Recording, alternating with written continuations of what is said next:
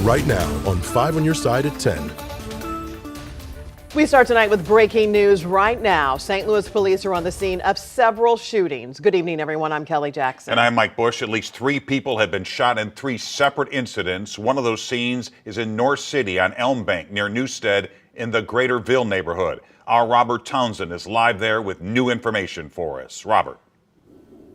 Hey there, Mike. You know, police have been out here in this north side neighborhood for the last 90 minutes. And as I step back, you can see the yellow crime scene tapers right here. They have blocked off this area near Elm Bank and Taylor Avenue. They tell us around 8:30 tonight, lots of gunfire rang out in this neighborhood. They got here and saw at least a dozen bullets and shell casings all around this street. They tell us a man was shot. Somebody shot this guy multiple times. When officers got here, he was unconscious, barely breathing. Homicide detectives were then called in. They are still here at this hour. Police have not officially called this a homicide, but again, those detectives are back there combing this area. Right now, police have not told us anything about a possible suspect, a possible motive, or where exactly this guy was shot. But again, this north side neighborhood is completely blocked off right here. There's lots of crime scene tape.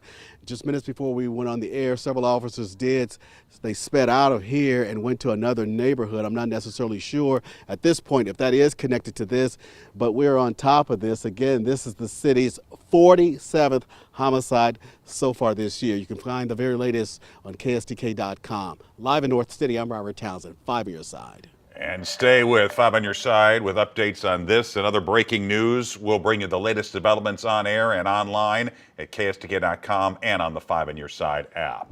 Well, a cool evening across St. Louis after a seasonable and sunny day. Yes, clouds are moving in overnight, bringing a chance of rain tomorrow. Let's get the latest from Weather First Chief Meteorologist Scott Connell. Well, you know, we are looking at a chance of rain tomorrow, but we're not expecting any kind of severe weather here.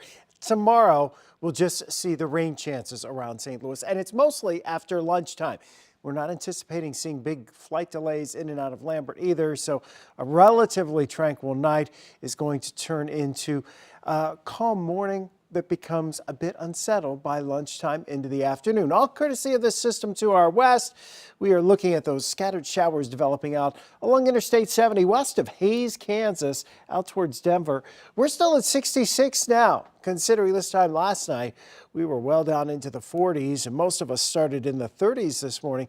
That's a big adjustment, so it will be much milder and dry to start your Tuesday morning, but showers from about lunchtime in through the mid to late afternoon, potentially a rumble of thunder, but it's later this week that the weather really does take a stormy turn, and we anticipate a couple of rounds of potentially some stronger storms. We'll talk about the timing on those coming up in a few minutes, Kelly. All right, see you then, Scotty.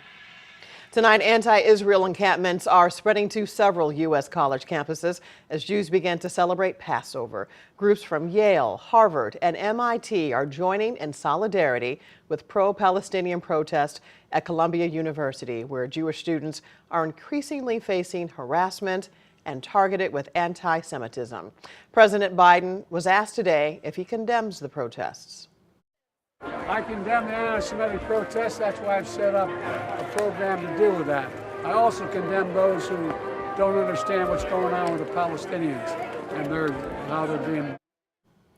Tonight, local Jews gathered together for the beginning of Passover with the traditional Seder dinner. That includes one on the campus of Washington University. And new tonight, 5 on Your Side's Laura Marcheski talked with WashU students about their concerns. Laura. Mike and Kelly, Washington University students tell me this Passover celebration is a lot harder for them this year, as many of them think of their families in Israel who are still at war, making it even more important to come together tonight. I mean, Passover is about the Jews being freed from Egypt, so it's about celebrating our freedom.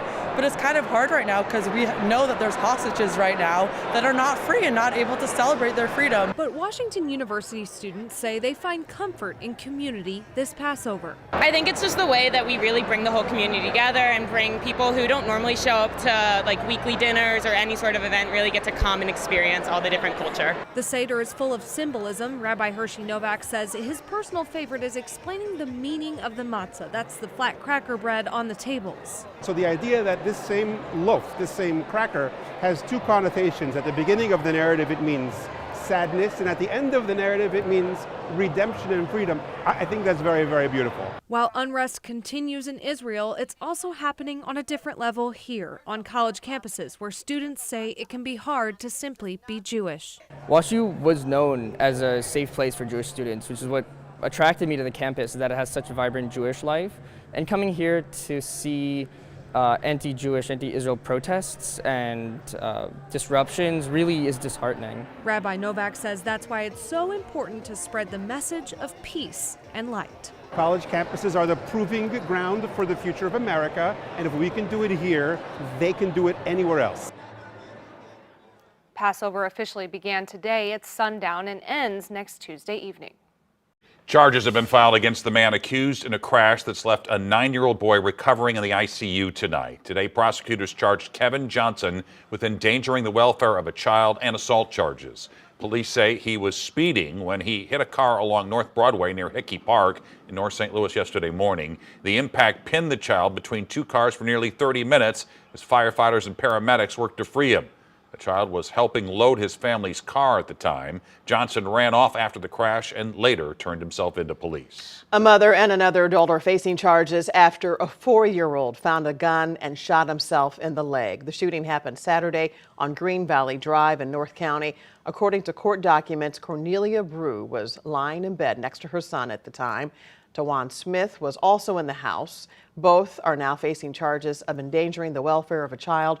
They're being held on a $250,000 bond. Testimony got underway today in the trial of a man accused of killing a St. Louis police officer and wounding another. Thomas Kinworthy was arrested for killing Officer Tamaris Bohannon in 2020. He pleaded not guilty by reason of mental illness and has undergone months of mental health evaluations. According to Kinworthy's attorney, multiple people, including his ex-wife, say he's been struggling with symptoms for years stemming from childhood trauma.